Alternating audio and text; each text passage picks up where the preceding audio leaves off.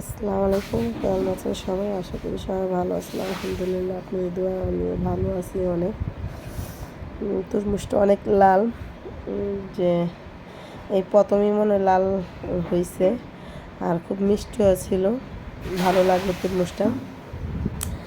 দুটোটা তরমুজই লাল। আর ছেলের জন্য সেরেলাক্স আনছি, ছেলেকে সেরেলাক্স খাবো আমি। এগুলো আমি বানাই আমার ঘরে, আমি বসে আমি বানাই ঘরে। আছে আমার সেরেলাক্স বানানো, কিন্তু ছেলে এটা খায় না। সুজিও আছে, তা এক খাবার খেতে চায় না। আর এখন অতিরিক্ত গরম, তার জন্য আমি যে সুজি রান্না করি, খিচুড়িটা রান্না করি না। কেন গরমে খিচুড়ি ছেলে খাইতে চায় না। প্রচণ্ড গরমে ছেলে অনেক অসুস্থ বোধ করে।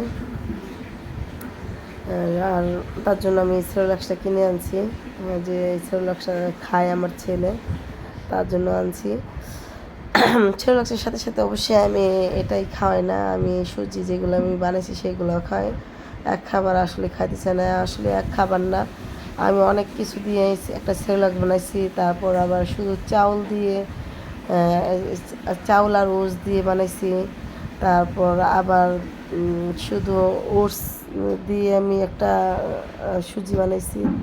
তিনটাই ট্রাই করছি, কিন্তু আসলে এত গরমে বাচ্চারা খেতে চায় না। তার জন্য খেতে না চাইলে তো অসুস্থ হবে, তার জন্য সেরেলাক্সটা আনা, যে কিছু তো একটা খাবে, তার জন্য আনছি। আর আমার ছেলে এই সেরেলাক্সটা খায়, তার জন্য আমি এটা আনছি। আর তরমুজটা খুবই মিষ্টি ছিল।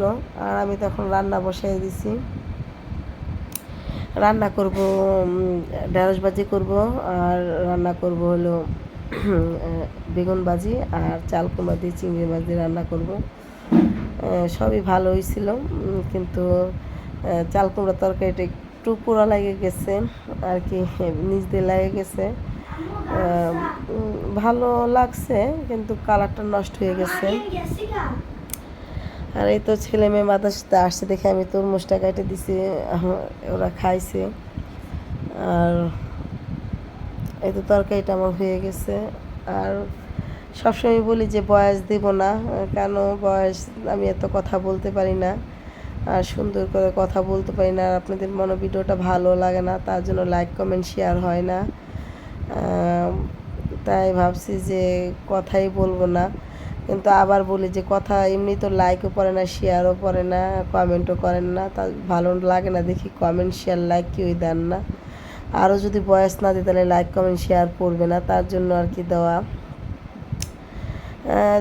হ্যাঁ, আলহামদুলিল্লাহ, জানি এক সময় ভালো লাগতে লাগতে দেখতে দেখতে ভালো লাগলে তাহলে অবশ্যই শেয়ার কমেন্ট করবেন, সবই করবেন।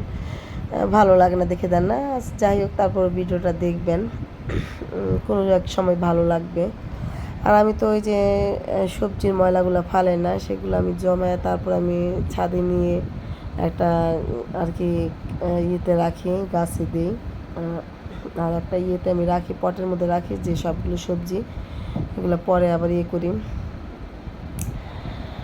আর কি বলবো, প্রচণ্ড গরম। আল্লাহর কাছে সবাই দোয়া করেন যে আল্লাহ গরমটা কমায় দেয়। খুব গরম পড়ে এখন, এত গরমে আসলে মানুষ এমনিতেই অসুস্থ হয়ে যায়। আমার বাচ্চাও খুব অসুস্থ হয়ে গেছে। আর আমার রান্নাটা তো শেষ, আর কি বলবো।